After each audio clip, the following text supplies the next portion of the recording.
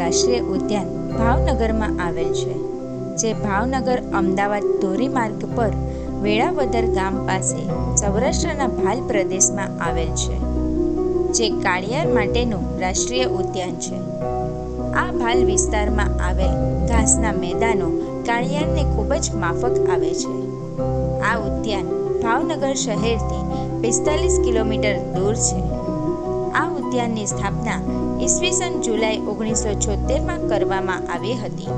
આ સ્થળ પહેલા ભાવનગરના રજવાડાની વેડી એટલે કે ઘાસની ભૂમિ હતી.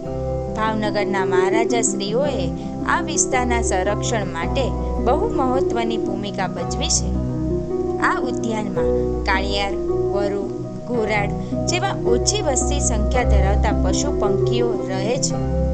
આ પક્ષીઓનો સૌથી મોટો સમૂહ આ ઉદ્યાનમાં રહે છે. જ્યારે આ ઉદ્યાનની સ્થાપના થઈ ત્યારે તેનું આરક્ષિત ક્ષેત્રનો વિસ્તાર માત્ર 17.88 ચોરસ કિલોમીટર હતો. ત્યારબાદ તેનામાં વધારો કરી હાલમાં તેનું કુલ ક્ષેત્રફળ 34.08 ચોરસ કિલોમીટર છે. આ ઉદ્યાનનો દક્ષિણ ભાગ સમુદ્રની ભરતીની છાયા ક્ષેત્રમાં આવે છે, જે ભરતી સમયે જળમગ્ન થઈ જાય છે.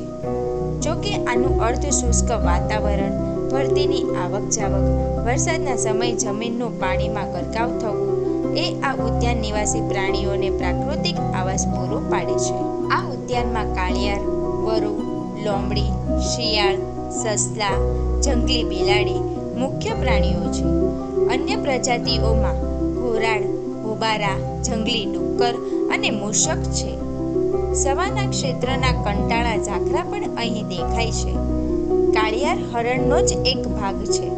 પોતાના દેહ અને પોતાની લાંબી છલાંગો માટે તે જગવિખ્યાત છે.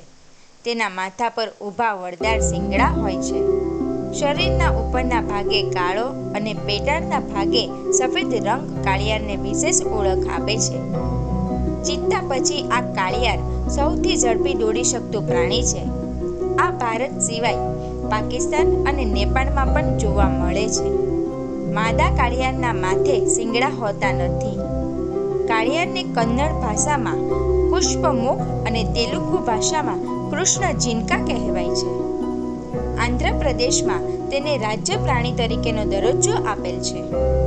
પૌરાણિક માન્યતા અનુસાર તેને ચંદ્રનું વાહન માનવામાં આવે છે. કાળિયાર એન્ટીલોપ જાતિનું સુંદર પ્રાણી છે. તે ઘાસ, પાંદડા અને નવી ફૂટેલી કૂપણો ખાય છે. ઘાસ્યું મેદાન તેને માફક આવે છે. પુખ્ત કાળિયારની ઊંચાઈ 80 સેન્ટીમીટર અને વજન સરેરાશ 40 કિલો હોય છે. નર કાળિયારના શિંગડાની લંબાઈ 30 સેન્ટીમીટર સુધીની હોય છે. તે સામાન્ય રીતે 12 થી 16 વર્ષ સુધી જીવે છે. કાળિયાર બપોરે ચારો ચરે છે. માદા કાળિયાર માટે નર કાળિયારો વચ્ચે કોઈકવાર યુદ્ધ થાય છે. અહીં 2009માં કાળિયારની વસ્તી 3326 હતી. અહીં પટ્ટાઈ હેરિયરની વસ્તી પણ જોવા મળે છે, જે વિદેશથી અહીં આવે છે. દર વર્ષે શિયાળાના સમયમાં ફક્ત ભાવનગરમાં જ પટ્ટાઈ હેરિયર સામૂહિક રાત્રિ રોકાણ માટે આવે છે, જેની અંદાજે આશરે સંખ્યા 3000 છે. આ ઉદ્યાન આમ તો આખું વર્ષ શરૂ હોય છે.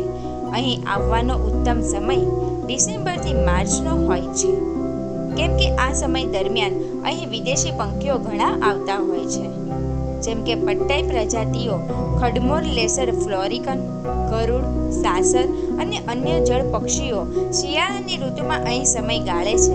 આ ઉદ્યાનમાં સરકારી વન વિભાગ દ્વારા રહેવાની વ્યવસ્થા ઉપલબ્ધ છે અને જેનું ઓનલાઈન બુકિંગ કરી શકો છો.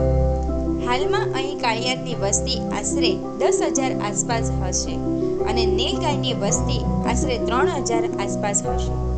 શું તમે કોઈ દિવસ અહીં ગયા છો કે જવાનું વિચારી રહ્યા છો? તો અમને કોમેન્ટમાં અવશ્ય જણાવો.